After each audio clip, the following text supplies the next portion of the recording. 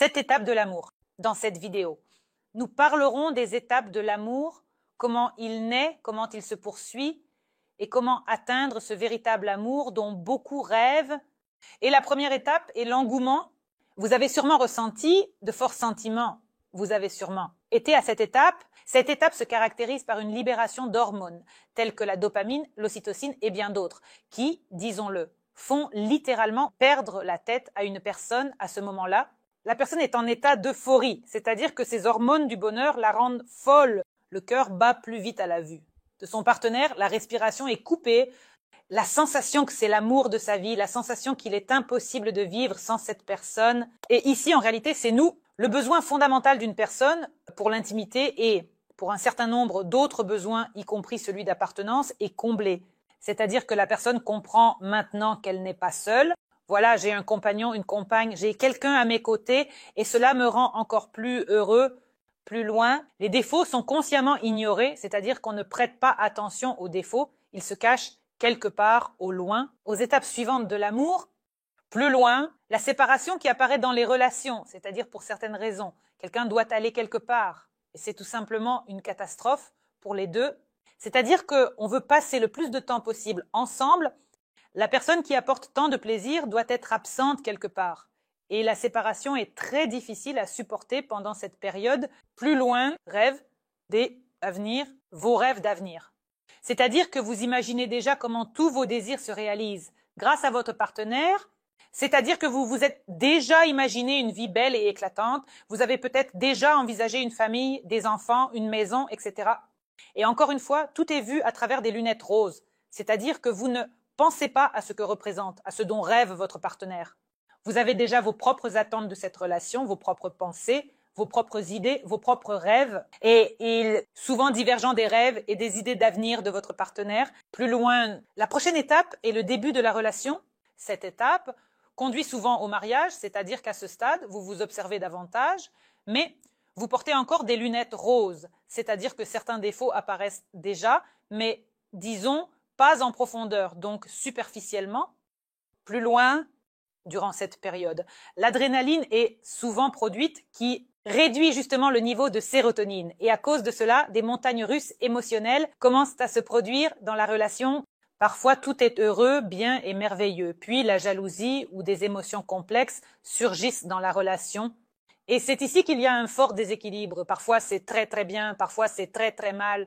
Se produisent de manière très intense. À ce moment-là, dans cette période, une attache plus profonde naît déjà. Les gens peuvent avoir l'impression que c'est l'amour pour toute la vie. À ce moment-là, des mariages peuvent être conclus. Les gens peuvent emménager ensemble, c'est-à-dire s'ils sont contre le mariage officiel, mais ils peuvent commencer à vivre ensemble. Et à ce moment-là, les gens prennent souvent précisément la décision de vivre ensemble. Et oui, ici apparaît un sentiment de sécurité, d'ordre, de solidité et voilà, une sensation de bonne stabilité naît, il semble que tout sera toujours bien ainsi, mais cette étape est suivie par la phase de saturation et toutes les personnes passent par ces étapes, certains plus tôt, d'autres plus tard, mais la phase de saturation apparaît souvent dans le mariage quand les gens vivent ensemble depuis un certain temps, lorsqu'ils ont été confrontés à certaines difficultés, complexités, à des épreuves, et ici toute l'image apparaît en noir, c'est-à-dire une concentration uniquement sur le négatif et à ce moment-là, la femme peut se demander ce qu'elle fait avec cet homme.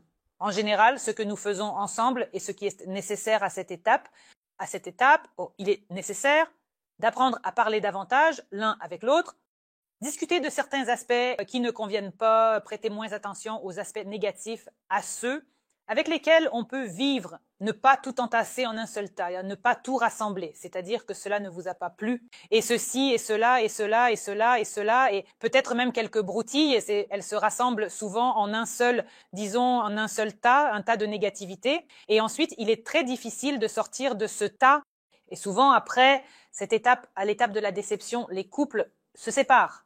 Cette étape est très difficile à supporter, mais si vous savez un point, qu'après l'étape de la saturation, à l'étape de la déception qui la suit, cela commencera à se développer à nouveau.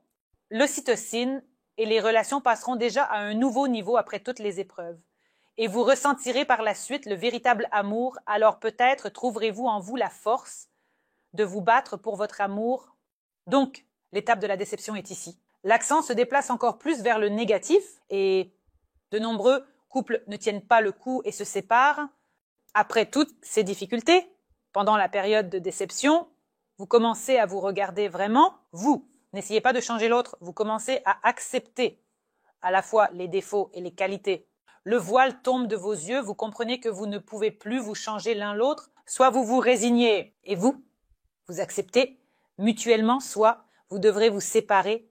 Et à l'étape de la résignation qui suit la déception, cela arrive justement, c'est cette prise de conscience que j'accepte la personne, pas que je l'accepte complètement, avec tous ses défauts. C'est souvent la femme qui en arrive là, elle se lasse de se battre, de tenter de changer l'homme, de faire pression, elle se fatigue de cette lutte dans la relation, elle commence à accepter et en montrant l'exemple à son homme par cette acceptation, l'homme commence à faire de même.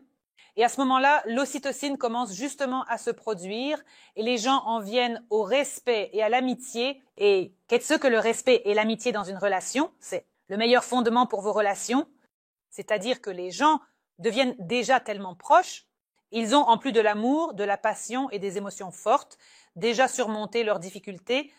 Ce voile est tombé, ils ont déjà appris à se battre pour leur relation, pour leur amour. Et maintenant, en cadeau, ils reçoivent cette amitié et ce respect. Ils forment maintenant un couple très, très solide. Et en fait, maintenant, de nombreuses difficultés sont résolues très facilement par eux, car ils se connaissent déjà, ils ont déjà traversé beaucoup de choses, ils s'apprécient, se respectent et ont appris à être amis. Et c'est seulement après cela que cela arrive, vient le véritable amour, un amour véritablement conscient. C'est à ce stade que les gens ressentent cet amour véritable, quand ils sont les personnes les plus importantes l'un pour l'autre. Dans cette vie, c'est tout pour cette vidéo. J'étais avec vous, Aliza Vardonskaya. J'espère que vous laisserez des likes et vous abonnerez. Écrivez dans les commentaires ce que vous aimeriez discuter dans mes nouvelles vidéos. N'oubliez pas d'appuyer sur la cloche et à bientôt.